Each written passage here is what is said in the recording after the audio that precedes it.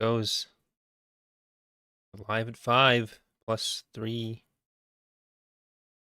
About a My third. local radio show is called here. Or not my radio, my local, news. I feel like that's what most people's local news is called. They all Is think it? they came to it independently. Like, I you know what didn't would be know that. funny? Live at 5. I did not know that. Well, Show me to me, please. They call it Lies at 5. I know I said that before on the podcast, I think. okay. Well, hello there, everyone. Welcome to another edition of TapCaf Transmissions. I am Corey, joined as always by my co-host, the exotic Eckhartsladder. How are you doing today, Justin? Exotic, like some of the characters in today's story from the far-off world of Harun Kal? Yeah. Perhaps? It's kind of crazy. We are going to be talking about Shadows of Mindor, Luke Skywalker and the Shadows of Mindor by one of our collective favorite Star Wars authors, not just mine and Justin's. If you're listening to this, he's now one of your favorite Star Wars authors Yeah, as well. you've joined the collective. Yeah, with Matthew Stover, which I think this is our last Stover novel. We've done Revenge of the Sith, we've done Traitor, we've done Shatterpoint. This is it. Yeah. So Yeah, because Dark Lord is, I keep forgetting it's James Lucino, not Stover. So yeah, so kind of a weird Star Wars novel. very weird Star Wars novel. The basic premise of it, for those of you who have not read this book before, is there's a battle in the early days of the New Republic. Luke is in charge. It doesn't go super hot, and Luke feels like he's messed everything up. So he goes to get himself investigated for war crimes. And the person doing the investigation writes a holo thriller, so just a smutty, like, pulp movie for the Star Wars galaxy, making Luke look like more of a hero. So we don't really know what actually happened at Mindor. We get what is essentially the script of this movie. I don't know. I don't know if that's true or not. It is true. Thank you. I don't think it is. I think it is.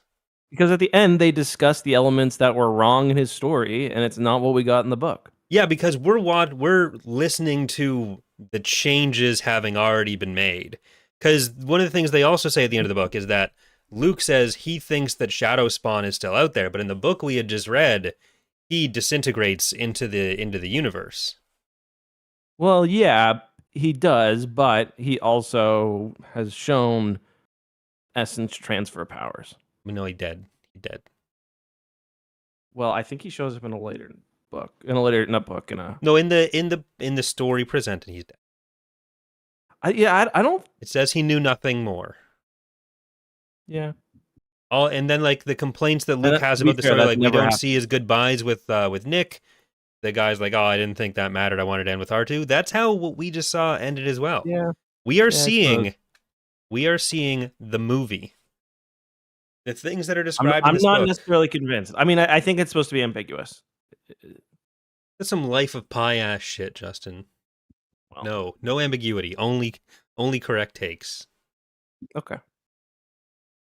Well, I have more YouTube subscribers than you, so for now. Come from my ass. I just want the play button. I'm at 77,000 as of today. I need 23,000 YouTube subscribers. I mean, I bet you your growth rate is better than mine, so it's like 1,200 in the last month, so it's not fantastic. Yeah. But it'll be a while before I can get that play button, is my point. But anyways, before we get into, I guess, a more in-depth discussion of the events in the book, how did you generally feel about it? I liked it. It was definitely a bit weird at some point. Like Luke in particular is a very strange character in this novel. Like he's just bossy in a way. Luke isn't always. He's very, brusque. I do have a theory for that. What you want to hear it? Okay. So I think he is, rather than being a direct representation of what Luke Skywalker actually did, I think he's a character in a holo play that is representing Luke as more of an in-command heroic figure leading the New Republic to victory in a battle that in reality turned out even worse than we're getting portrayed here. That's my theory. Yeah, I'm not surprised based on the conversation we just had. Um, yeah, I mean, it would be kind of strange for. Yeah, okay, fair enough. I will say one thing I like. So yeah, there is this entire tone of what's real, what's not. Um, and Luke even mentioned like one of the big through lines through the thing is that Luke has also been the star of other holodramas in the Yeah. past, as have Han and the other characters. Did you kind of pick up on the like Revenge of the Jedi, or like it's like obviously a reference to Yeah, the Return of the Jedi original. was initially called Revenge of the Jedi, but did you pick up that the like Shadow Spawn's initial like throne was based off concept art for Return of the Jedi of Palpatine's I did throne? not. That kind of So that kind of thing initially, is why you have more YouTube subs than me. yeah, at one point in the movie, I don't know if this was going to be on like Coruscant or Imperial Center, or if it was going to be. I think it was still maybe on Endor, but at that point it was a moon of Imperial Center. But there, if you look up concept art, um, Palpatine, lava, throne room, um, yeah, you'll see it looks pretty similar to as described. There's like Okay. a big chair around a lake Yeah. of fire. Volcano And base. yeah, at least to me, that's what it was referencing. There are some Yeah. Okay. differences, like the ceiling, but I think that's probably what it was referencing. Yeah, I think that's a fair point and a good call. There's like Ralph McQuarrie ones which have it more in like a big cavern. Yeah, Yeah, the one thing that does make it seem a little bit weird to have been itself a movie is how many references they make to other yeah, movies directly, mm-hmm. and which normally that's not going to happen in Earth movies. Maybe in Mm-hmm. space movies it'll happen, so we don't know for sure.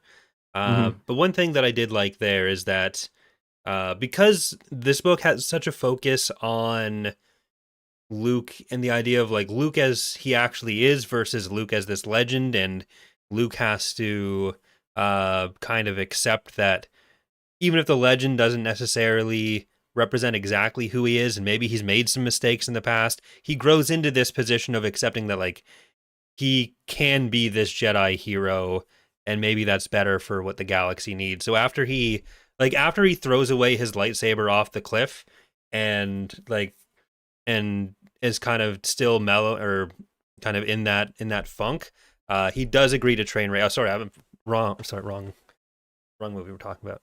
I was interested though. If you want to keep going, What I'm saying is that this is for anyone who likes The Last Jedi and the portrayal of Luke there.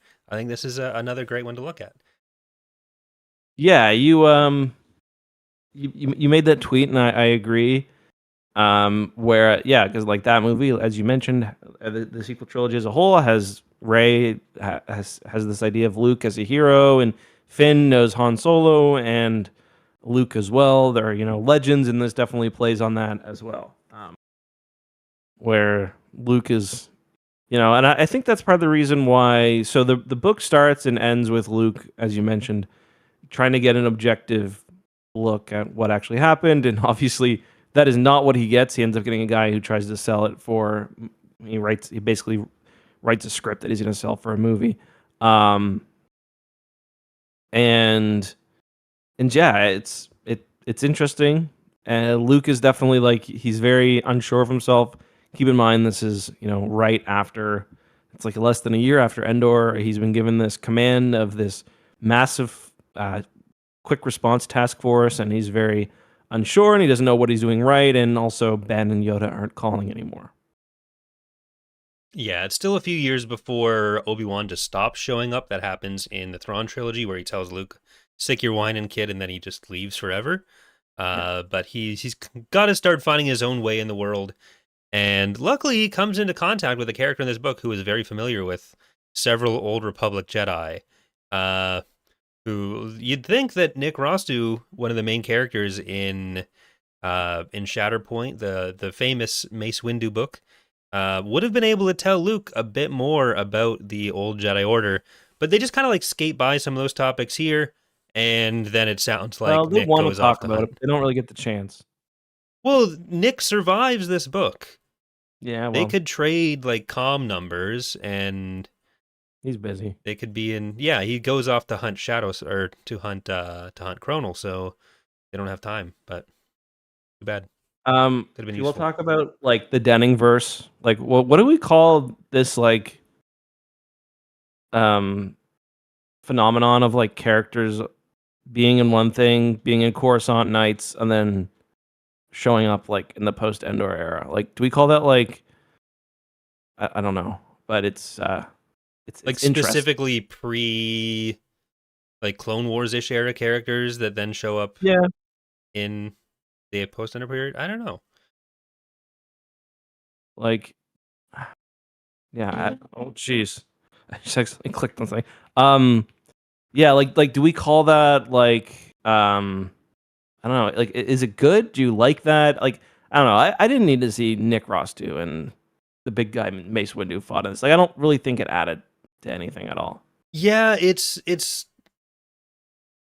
a very common thing for all Star Wars Do authors we to call do. this Where Stover swap basically? I would hesitate to call anything Stover slop, but if anything is Stover slop, then it's probably that. But like, because it Yeah. is kind of weird because with Stover's other novels, he doesn't really do that.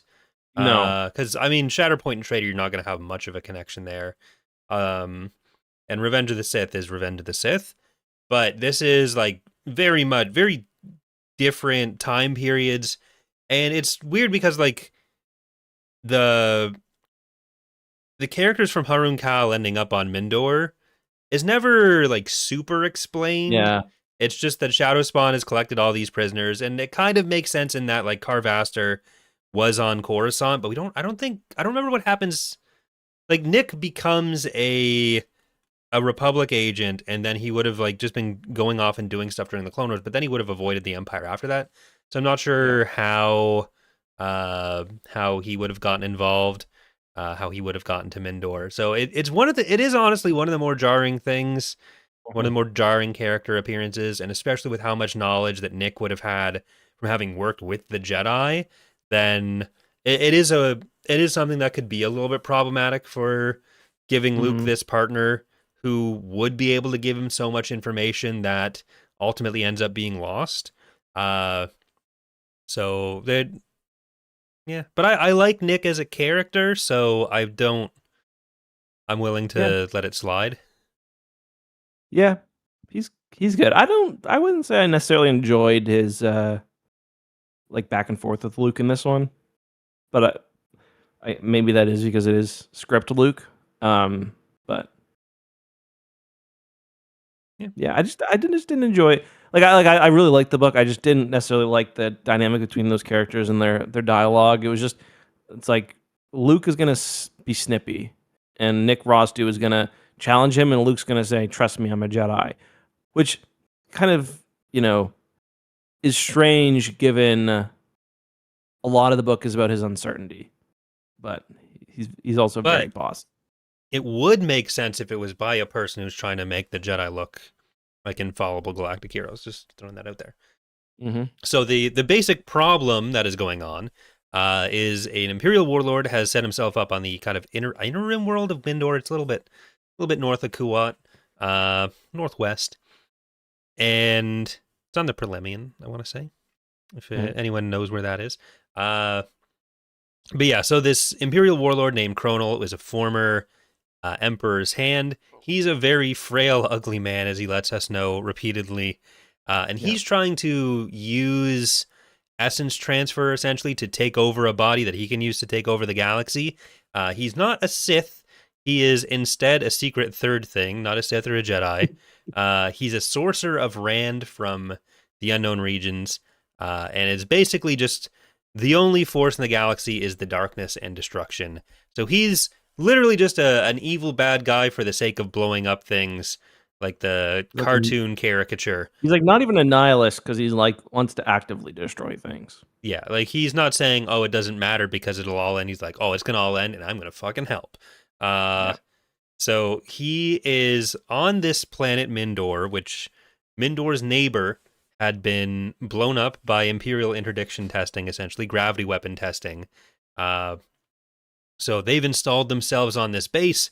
There's a New Republic plan to take this warlord out.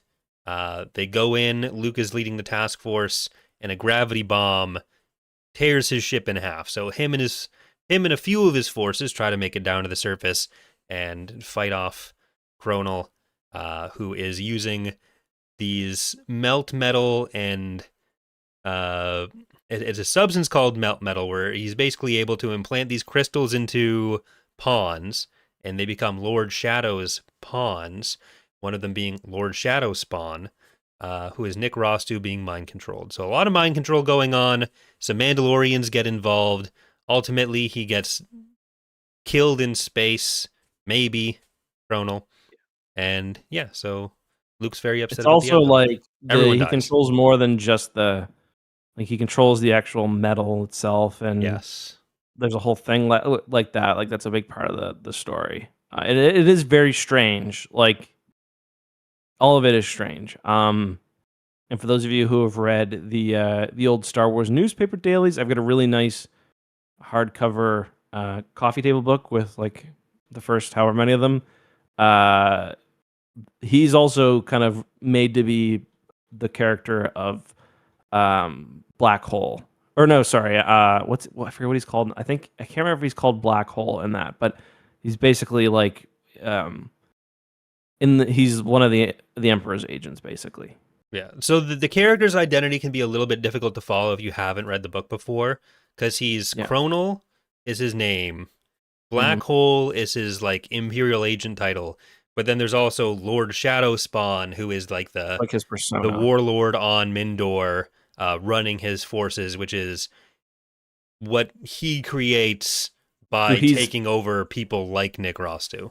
He's intending to have that character be presumed dead. Yes. He wants so his plan basically, which I don't think we've really mentioned, his plan is to get everybody together in this system to kill everybody but Luke. Initially Luke, who he plans to basically take over his body and then escape and then control the galaxy kind of from his new body.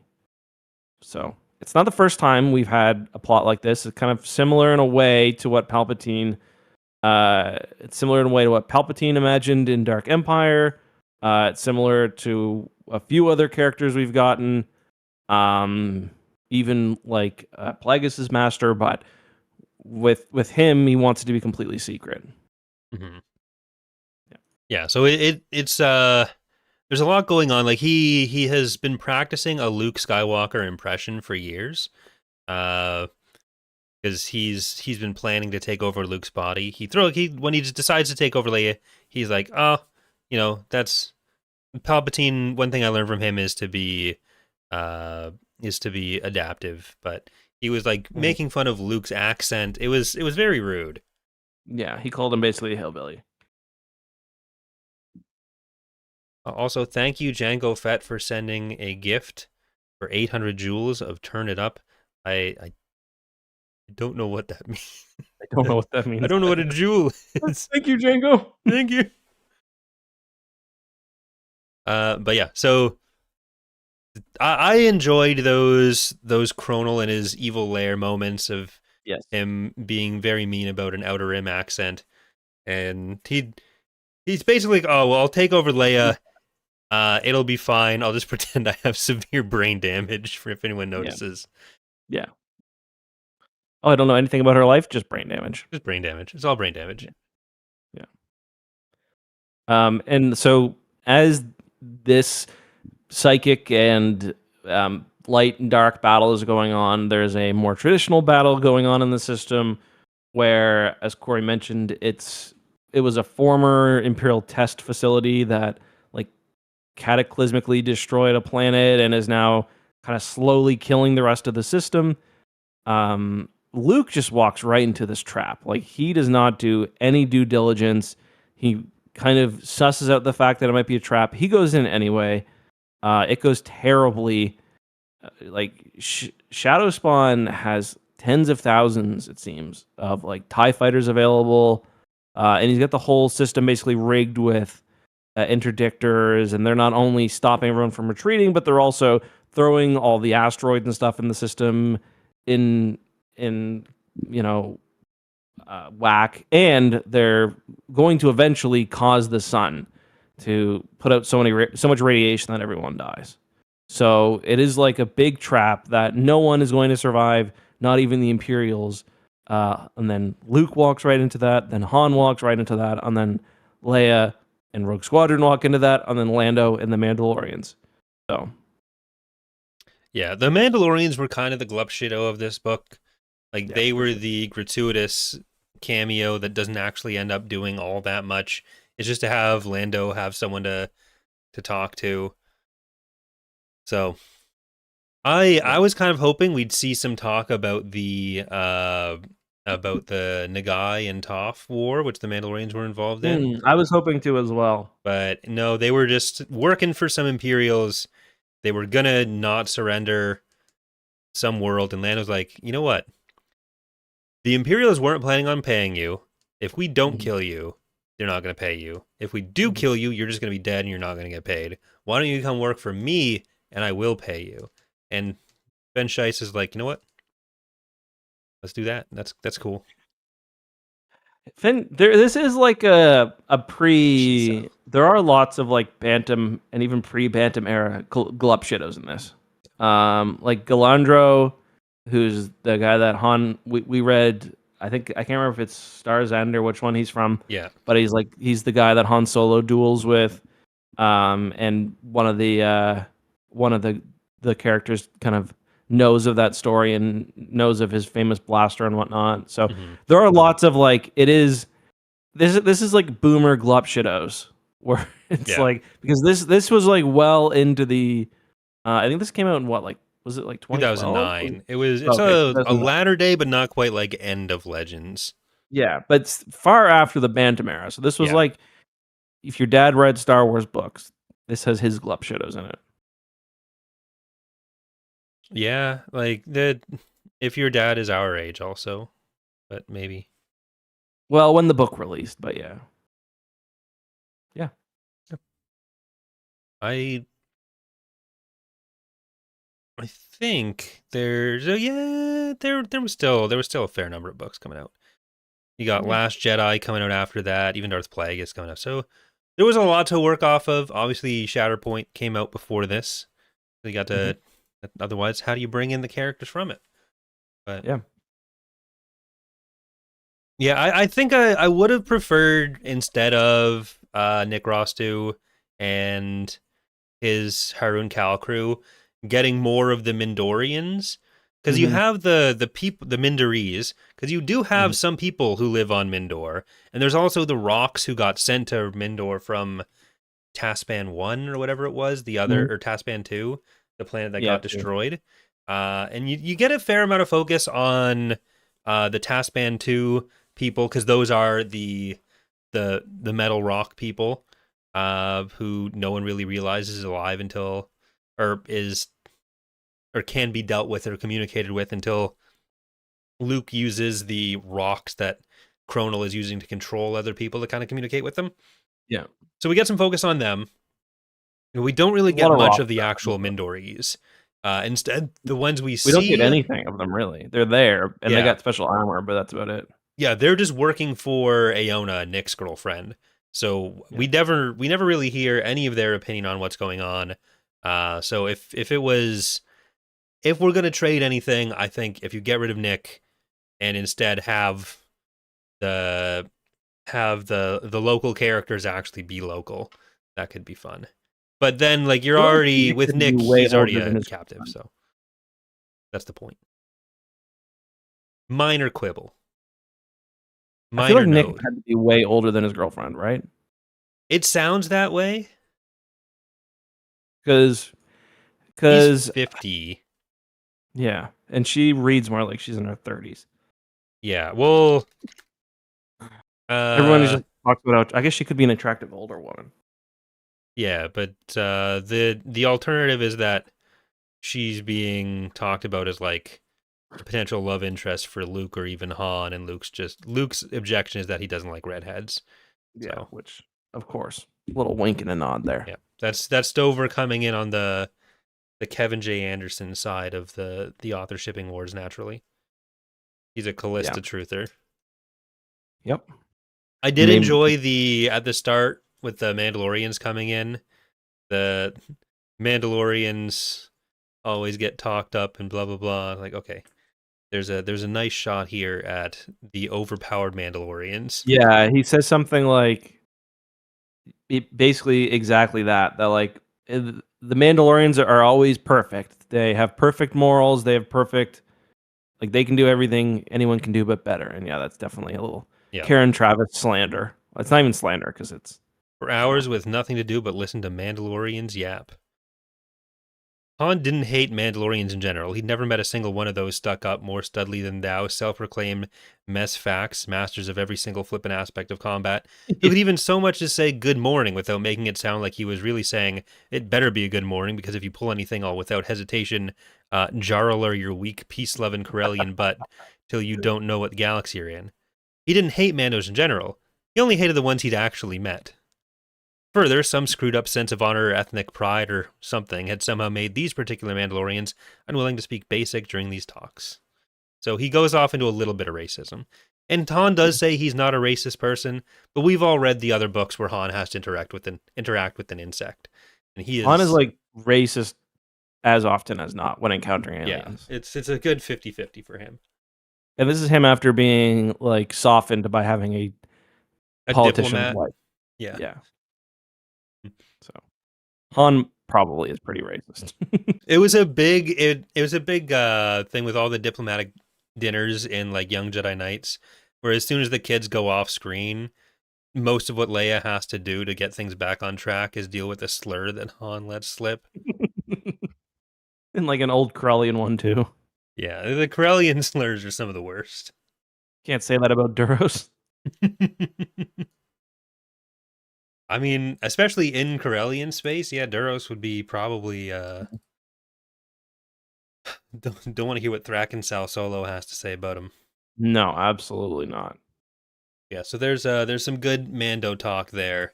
The Mandalorians, you don't really see too much of them after that. You get Fenn is just a conversation partner for Lando.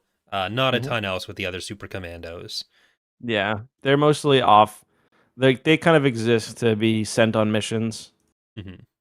to go try to do something and then have a brief little action scene and then Yeah, go about their way. and many of them probably died, so that's fun. A lot of people, a lot of deaths in this one. Yeah, most of the troops ended up dying, but I feel like in the actual text of the story, we don't necessarily see Luke getting quite as upset as the opening kind of lets on. Like No, the big thing is that he ends up killing some of the pawns that have the crystal controls by cutting them out, because he's basically freeing them from their slavery. But he doesn't like. There's no way for him to do that without killing them because they're in their implanted in their brain. brain. Yeah. Uh, so that's the main kind of problematic thing he does. Because like the battle itself, it's like everyone's dead, but there was only so much you'd be able to do there. You fell for a trap. It happens. Well, What are you gonna do? it's it's kind of like one of those situations where obviously he wants to save like the big bad guy, Yeah, but he's been slaughtering people the whole time. Not as many like him directly, but it is kind of one of those things. he doesn't really kill anyone in this, but he is willing to let the battle go on forever if it means that he's not that like Chronal is gonna get a chance to live in his fucking life support pod for a little bit longer. Yeah, and like I don't know. I think if there's one person in this that you could kill, it's like Is Chronal? Chronal's probably that. Like he's he's pretty awful in like any conceivable way. Yeah, Um, and like he is not just doing bad things, he is able to take over other people's bodies at a distance, which is just its own additional threat where it's like you can probably draw that line there and you're gonna be in the morally okay area. yeah. So Chronal, yeah, his philosophy is a little different. We do get some scenes where, like, he tries to take over Luke's body, and Luke gets sent to the Shadow Realm, basically. Mhm. And he kind of has like some real existential dread in a way, where it's like nothing we do matters, and like, I mean, that is right. Like, you are gonna die, and so if you're feeling existential dread, this may not be the book for you, because it's gonna hit Like, you on that. Chrono's whole thing with Palpatine is that like nothing Palpatine was doing could go wrong when he was taking down the Republic, because that was working with entropy. But Mhm. when Palpatine started trying to build things, that's when things go wrong.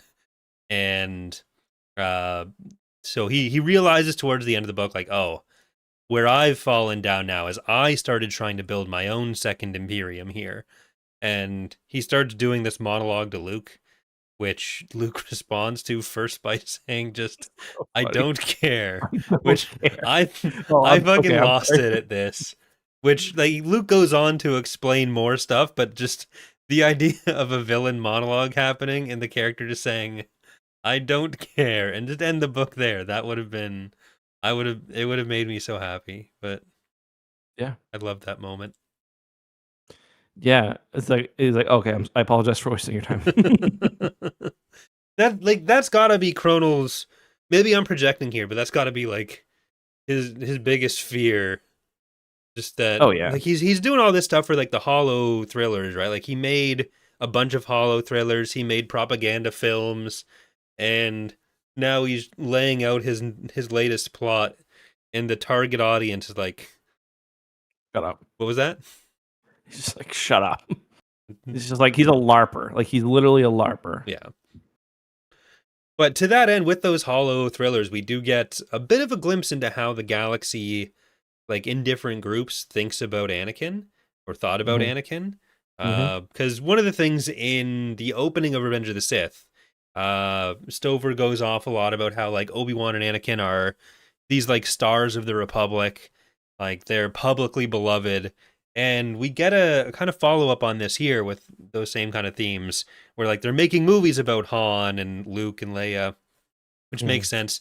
Han has gotten some like licensing deals out of it, also makes sense. And but we know so on Chronal's side there are clone troopers that he's using from the actual Clone Wars. Like his main commander is Click, a Yeah. clone trooper. And Clone Trooper and Click talks about how like everyone knows that Vader or that Anakin Skywalker was Palpatine's protege, and then he died, but Vader came along, and Vader was jealous that Palpatine was trying to give Anakin Skywalker's son a position as his new protege, and that's why Vader turned on Luke. But then you also have Nick later, or turned on Palpatine. Then you have Nick later on who says, "Oh no, Anakin was like the last of the Jedi. He was fighting against the clones and against Palpatine in Order 66." And so you have these two competing visions of what happened to Anakin, where each side is kind of holding him up as a hero for their side. I thought that was fun. Yeah. So no one really knows, in other words. Yeah, because Um, Palpatine deleted all those recordings. yeah. Had to do it to him. Yeah, can't have people knowing this stuff. No. Other than R2's recording that Luke gets to watch in Dark Nest. That one got to stick around. Yeah. Well, 30 years later. Or Yeah. about 30. Yeah. 25. Yeah. He knew it wasn't epic. Yeah.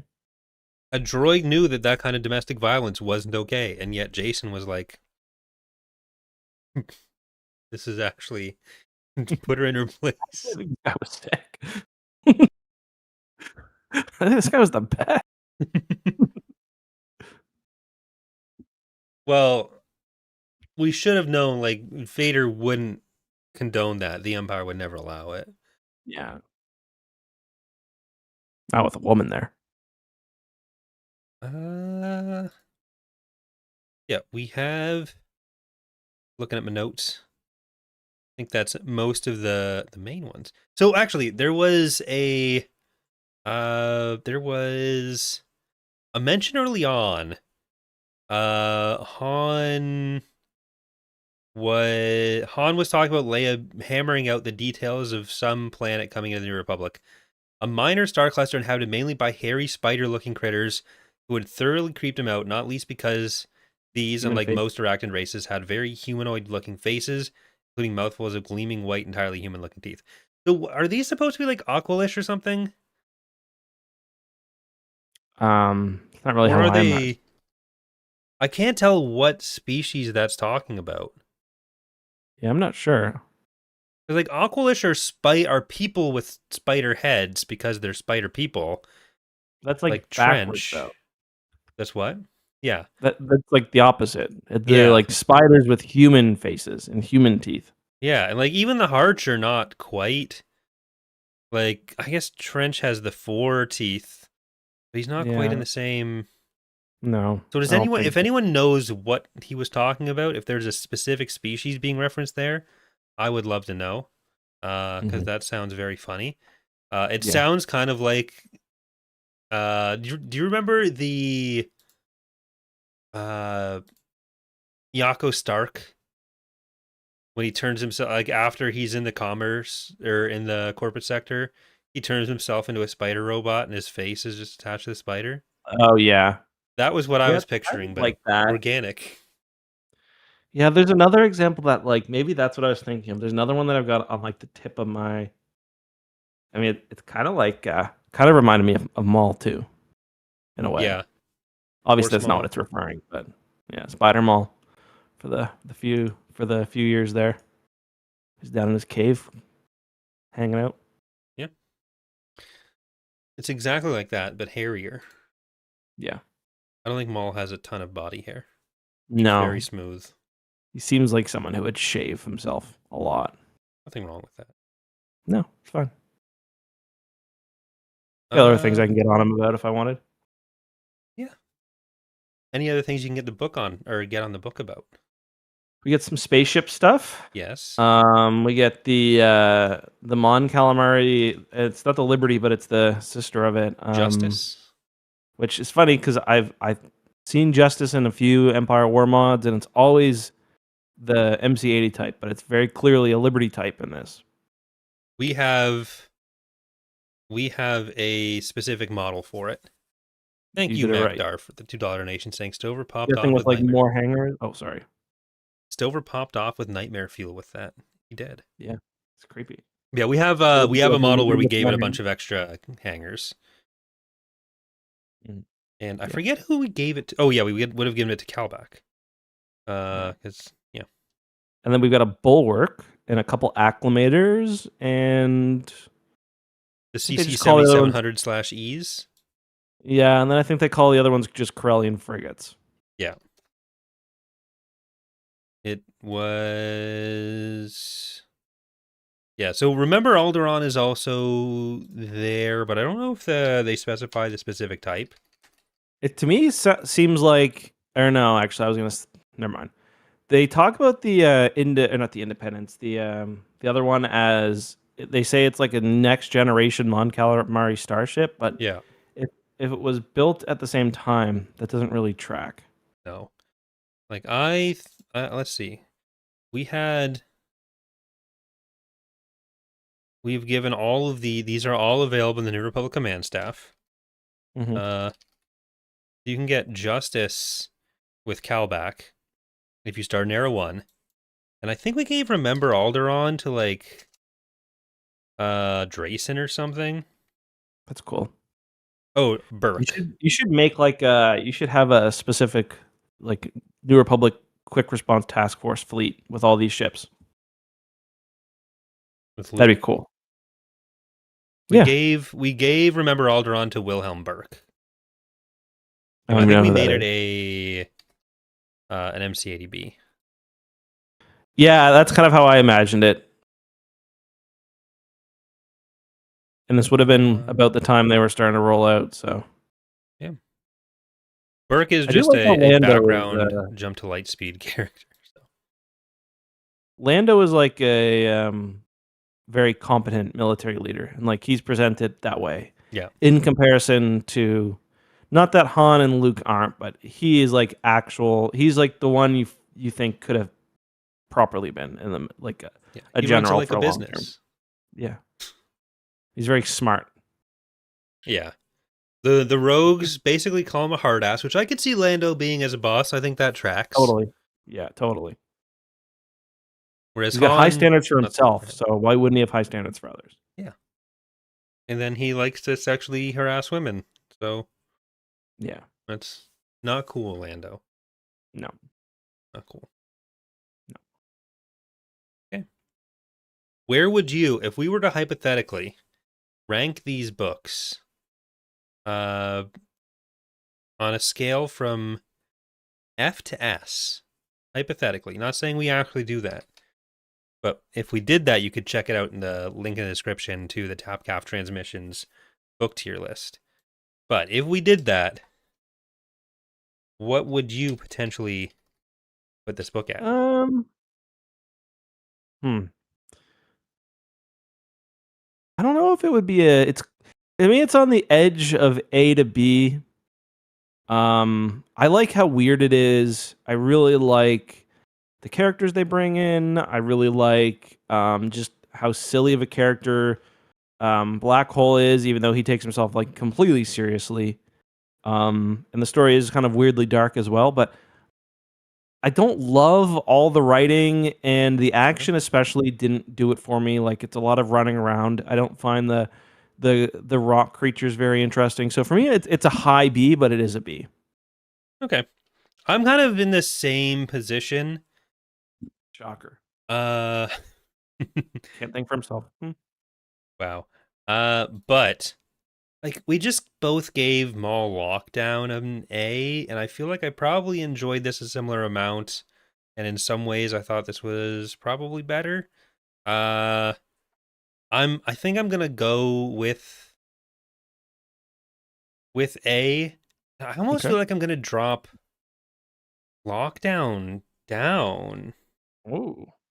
Because I think so much of how I felt about Lockdown was more that I thought it was gonna be bad, and I really enjoyed it. But I don't know if it should live at A. Which that maybe that's a I thing can't. I to can't to tell go you, over man. in a re-ranking episode. Yeah, I can't tell you. So for now, it's gonna live. They're both at A. So Mindor gets a B from Justin, an A from Corey. And if I go up to the top and look at our scores, you are still the more generous rater than I am. Well, what can I say? That's what I always say. I fake my positivity. I've been known. That's Fake your you know. negativity. No positivity. I'm more generous. Everyone says it. Everyone's saying it. Okay. Heck, you're too nice. Yeah, I don't know. It was nice. I will say it was nice to go back to this era. It's an era I love, and the book was definitely um, silly, like on purpose, Yeah. which was definitely like I get the feeling Matthew Stover really liked the Bantam books and probably read them. Yeah. So that's nice. Yeah. And that's another one of the era down. We're running low. So in the post Endor but pre Fate of the Jedi land, we still have the Dark Forces novels. We Mm-hmm. have, and they can only generously be called novels. They're very short. They're like 100 pages each, I think. Yeah, Uh, then we have Tatooine Ghost, The New Rebellion. that's it, eh? Before that, we have quite a few of the like Galactic Civil War era books, including a Dark Forces novel. We have quite a few Clone Wars ones, and all of the Old Republic. Yeah. What are we approaching next? I don't know. What do you think? Pick an era.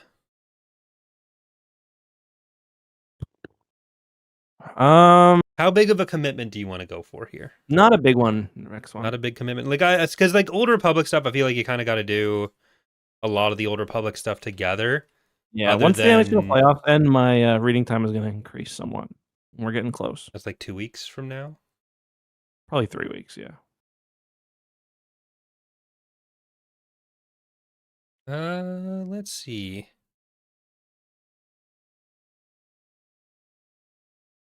I don't think we should do Splinter of the Mind's Eye right now. I feel like that's a bit in the same vein as Shadows of Mindor in some ways. Mm-hmm. Like I almost feel like the Clone Wars stuff that we have left, we should try to just do in Maybe we should do one Coruscant Nights section. for our next book. Coruscant Nights. But that's a trilogy. Oh, so it is. You want to commit to a trilogy? Do a trilogy over like 6 weeks, maybe. Has my email question to the show been answered regarding Maul Shadowlord? Bad I news. I haven't. I forgot we had an email. So no. Maybe we should do an email question video next week. Yeah, we can do a Q&A next week. But book wise, I feel like we should pick the book before we go so that we can All right, let's do plug away. Coruscant Nights 1. Coruscant Nights. Okay, you're feeling in a Jax Pavin mood? How long is it? Let's see. Coruscant Nights 1, Jedi Twilight, is 350 pages. Yeah. Coruscant Nights 2 is not easily accessible on this. Because the next thing is In His Image, not Coruscant Nights 2. Classic. I love how they do that. But yeah, well, I mean, if that's what you want to do, that's what we can do. Yeah. Let's do it. So I guess we're doing Coruscant Nights, 1, 2, and 3 over the next little while. So next week, Q&A. Week after that will be Coruscant Nights. So Yeah, so get if you your have any questions send sent them in. We'll take them live as well. Justin, you're probably going to have to stream for that as well. Okay. Get them sent into tapcalftransmissions@gmail.com. Yep. And we'll see you next time. Goodbye, everybody. Goodbye, everyone.